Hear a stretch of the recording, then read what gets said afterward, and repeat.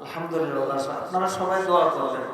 ছোট 12 বছরে হাফেজ হয়ে গেছে, আলহামদুলিল্লাহ। এই মাদ্রাসার অনেক বড় ফসল।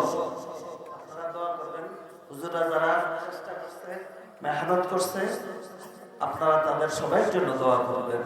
আল্লাহ পাক রব্বুল আলামিন এই বাচ্চাদেরকে যাতে হাফেজ কোরআন হয়েছে, মুফাসসির, মুহাদ্দিস এবং বড় আলেমে রব্বানি